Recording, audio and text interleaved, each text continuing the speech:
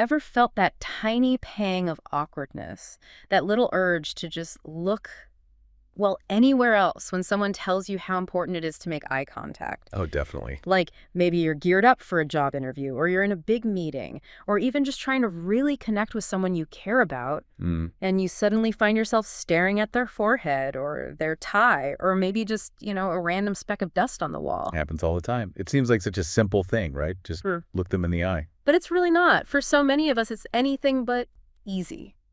It's true. It sounds like a fundamental human interaction, almost uh, instinctual, yet for a significant number of people, it triggers genuine discomfort, anxiety, or just feels incredibly unnatural. Yeah. And this is something our collection of researches you shared really dives into headfirst. Absolutely. We've been exploring these researches precisely because they acknowledge this common struggle, and then they go beyond just saying, make eye contact. Right. They actually get into the mechanics of why it's recommended so often, why it's hard. And crucially, they lay out practical, actionable ways to actually get better at it, which is what we all want, really.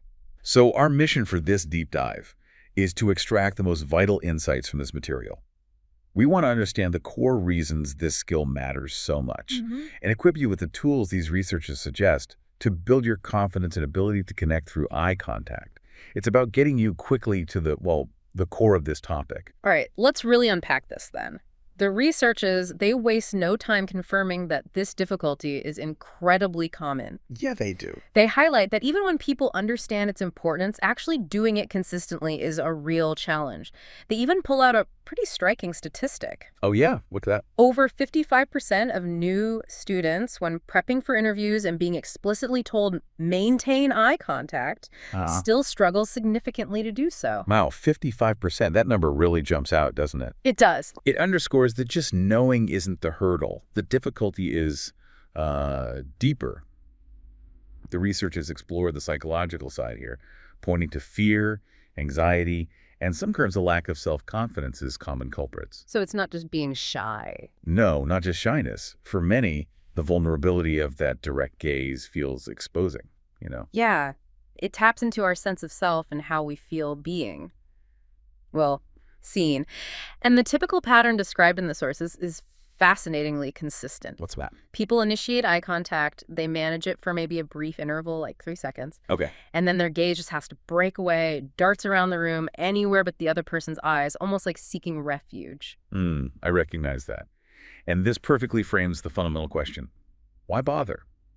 If it causes this much internal fuss, why is eye contact constantly held up as this, paramount communication skill? Right.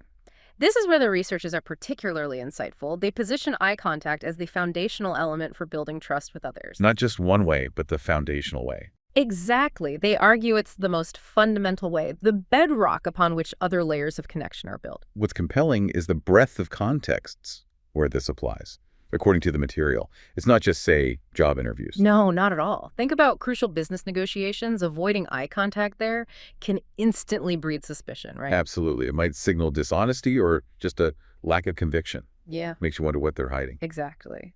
And it extends beautifully into personal relationships, too. The researchers touch on the role of eye contact in relationships rooted in love. That deep, steady gaze can communicate affection, sincerity, presence. In a way words alone often can't. The absence of it can feel like a barrier. Yeah, definitely. And moving to perhaps the most primal example the researchers mentioned, consider the bonds with infants. Oh, right. They suggest that sustained eye contact between a caregiver and a baby is crucial for early attachment, cognitive development, even learning emotional cues. It's part of the brain's wiring for connection from the very beginning. It just speaks to how deeply embedded this nonverbal communication really is. That connection to infant development really highlights its fundamental nature. But there's a critical nuance these researchers make, and it's vital we don't confuse the helpful skill with. Well, they use the term balaka. Yes, balaka, which roughly translates to staring, right? Exactly. Staring. Yeah, differentiating is key. What we're discussing is healthy eye contact. This means, looking at the person while you're speaking, also looking at them while they're speaking, often more so, actually. Okay. Blinking naturally, and occasionally breaking the gaze for a moment before re-engaging. It's dynamic, it should feel comfortable, part of a back-and-forth flow. Right, it feels natural. Balaka, on the other hand, is that fixed, unblinking, overly long gaze that feels intense, forced, and frankly just weird. Super uncomfortable for everyone involved. Yeah, it makes both the person doing it and the person receiving it uncomfortable. We are absolutely not promoting that kind of staring. This deep dive is focused on the genuine, trust-building connection eye contact provides. Precisely. And the good news from the material is that while it might feel difficult now, eye contact isn't some fixed trait, it's a skill. Okay, that's helpful. And like any skill, it can be learned and improved with practice. These sources provide a wealth of practical strategies. They offer 15 specific techniques, breaking them down into phases for developing this skill over time. 15 strategies. Okay. Okay, that gives us a concrete path forward. Let's start with what they call phase 1, just starting the practice. What are the first few steps? Okay, the very first suggestion is perhaps the most accessible. Practice in the mirror. In the mirror, okay. Just talk to yourself, maybe about your day, and make a conscious effort to maintain eye contact with your own reflection. One paper even suggested making a game of it, maybe rating how long you held the gaze or how comfortable it felt each time. Removing the pressure of another person. Exactly, a completely controlled environment. Yeah. Building on that, the second strategy mentioned is using visual reminders. Visual reminders, like sticky notes. Yeah, exactly. If you're doing a video call, maybe place a small sticky note right next to your webcam with an arrow or a simple word like eyes or look here. Simple but effective. And extending that to real-life situations. If you know you have a significant conversation coming up, perhaps you're asking your boss for that promotion we talked about. Right, the big ask. Find a subtle way to give yourself a visual cue just before or during that key moment to remind you to engage visually. Could be a pen on the desk, anything. Okay, self-prompting. Makes sense. The third strategy is all about reducing the stakes initially. Practice with easy people. Yes. Start with those in your inner circle, close family, trusted friends, maybe even children. People you're already comfortable with. Exactly. These are relationships where you already feel accepted, making it easier to practice holding their gaze for slightly longer periods without feeling judged or self-conscious. It's about building that muscle memory, like you said, in low-pressure situations before tackling the harder one. Precisely. And then a really simple but often overlooked point comes next. Strategy 4. Remember to blink. Oh, yeah, that's important. It really is. The researchers point out how unnatural and unsettling it is for others when you don't blink. Plus, it's physically uncomfortable and tiring for you. Right, you end up with dry eyes and looking intense. Natural blinking is part of relaxed, healthy eye contact. Definitely not aiming for that wide-eyed, unblinking stare. Got it. And the fifth strategy from the starting phase is a bit unusual, but interesting: practice with pets. Yeah, they suggest this as a gentle way to begin. Now, some sources note that dogs might avert their gaze as a sign of submission, sensing you're the master. Oh, okay. But simply the act of talking to a pet and consciously trying to meet their eyes can help you get used to focusing your attention forward during conversation, even if the pet doesn't always cooperate perfectly. So mirror, reminders, easy people, blinking, and pets. That's a solid foundation. Once you've built a little comfort there, what does phase 2, developing the skill, involve?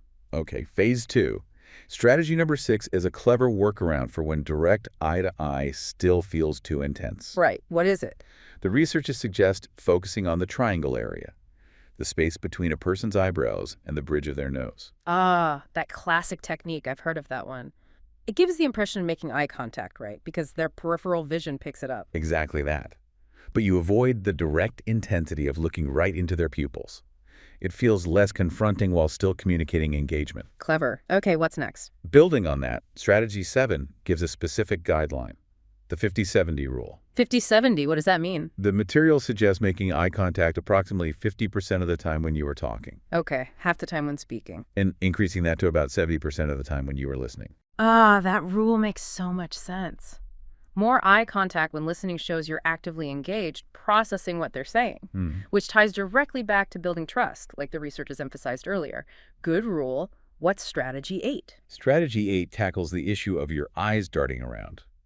If looking between both eyes feels distracting or unstable. Yeah, that can happen. The sources suggest focusing on just one eye. Pick either the left or the right eye and direct your gaze there. Just one. Is that okay? They present it as much more effective than your eyes darting rapidly back and forth or avoiding contact entirely. An easier target, so to speak. Okay, less frantic. Strategy number 9 introduces the 3-second challenge for those make or break moments. Yes, this is specifically for high-stakes situations. The researchers use examples like asking for a significant raise, giving critical feedback, Important stuff. or even expressing profound feelings like, I love you.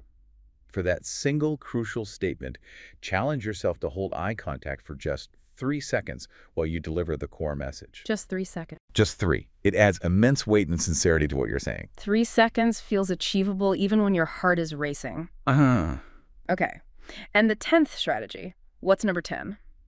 Practice in public places with strangers. Strangers, really. Yeah. These are low-stakes interactions where you have pretty much nothing to lose. When you're ordering your coffee, buying groceries, or checking out at a store, make a conscious effort to make eye contact with the person assisting you. These are brief encounters. You likely won't see them again, making them safe training grounds for that initial bit of eye contact. Great idea. Sort of like micro practices. Okay, so we've got the basics down, developed some techniques. Now, phase 3, mastering the skill. What are the final 5 strategies to take us to the next level? All right, phase 3. Strategy number 11 is about integrating eye contact with other communication tools. How so? The researchers discuss combining your gaze with variations in voice tonality, raising or lowering your voice for emphasis, and importantly, using strategic pauses or moments of silence. Using the silence. Yeah. Your eyes can hold attention powerfully during a pause, or really underscore a key phrase when combined with your voice modulation. It makes your delivery more impactful. So it's part of the whole package. Okay, strategy 12 is a modern practice technique, talking to a camera. Yes. Use your phone's selfie camera or your computer's webcam. Record yourself giving a short presentation or just talking about your day. Right. And consciously maintain eye contact with the lens. This is invaluable training for video calls, online meetings, or even creating video content. It's like the mirror practice, but simulating that mediated communication we do so much now. Exactly. You see yourself and get comfortable with that direct connection, even though it's with technology. Good one. Strategy 13 connects eye contact with another nonverbal cue, using facial expressions. Yeah. The sources highlight how your eyes work with your face to convey emotion. Think about widening your eyes slightly to show surprise or genuine interest. Or softening them, maybe. Exactly. Softening them to convey empathy or an apology. Yeah. Integrating eye contact with authentic facial expressions makes your communication much richer and more nuanced. Your eyes are windows to, the message. True. Okay, strategy 14 takes a step back for introspection. Exactly. The researchers really emphasize identifying the root cause of your difficulty with eye contact. Why it's hard for you. Precisely. Is it tied to specific social anxiety like public speaking or meeting new people? Is it a more general issue of self-confidence? Or perhaps past negative experiences? Right. Understanding the source of the tension, according to the material, is crucial for targeted improvement. It's hard to fix something if you don't know why it's broken for you. Self-awareness is definitely key to applying the right solutions. And the final strategy, number 15, is about scaling up. Practicing with multiple people, like in public speaking or group discussions. Yes. This is mastering the skill in a more complex environment. When you're addressing a group, whether it's a formal presentation or just participating in a team meeting, practice making eye contact with different individuals around the room. The researchers suggest techniques like scanning the audience in sections or following a slow, circular pattern to ensure you connect with multiple people. Making them feel included and engaged. Exactly. And the bonus is, once you're comfortable making visual connections with a whole group, one-on-one feels much less intimidating, right? Absolutely. It trains your brain and eyes to manage multiple points of visual engagement, which makes focusing on a single person significantly easier by comparison. So, pulling all this together then, what these researchers consistently highlight is that improving eye contact isn't about some innate talent you either have or don't. No, not It's at all. genuinely a skill that you build. It requires conscious effort, consistent practice, and just gaining experience in varied situations over time. By deliberately implementing these strategies, starting simply, gradually increasing the challenge, and becoming mindful of why you might be struggling, you really can make significant strides. Yeah. This material suggests that this practice directly contributes to building your confidence, not just in your interactions, but, in yourself overall. And ultimately, that's the profound takeaway here, isn't it? Effective communication, connection, the ability to build trust. It all starts with the fundamental act of being seen and truly seeing the other person. And eye contact is the primary channel for that. Neglecting this skill, as these sources suggest, means you could be inadvertently creating barriers, missing opportunities for deeper connection. Yeah. And potentially being perceived differently than you intend. Maybe less confident, less sincere, or less trustworthy. It's a small action with truly large implications for your personal and professional life. It really is remarkable how something seemingly so simple can have such a powerful impact. So, based on everything we've uncovered in this deep dive from the researches you shared, here's something to leave you with. Okay. If mastering a skill as, well, seemingly basic as eye contact is so fundamental to building trust and connection, what other seemingly small, everyday interactions might we be overlooking? Interesting question. What tiny shifts in our behavior could potentially unlock entirely new levels of connection, understanding, or maybe even opportunity? That's a powerful question to consider. And perhaps the best way to start exploring it is to, well, pick just one or two of these 15 strategies. Yeah. Maybe practice in the mirror tonight, or make eye contact with a barista tomorrow morning when you get your coffee.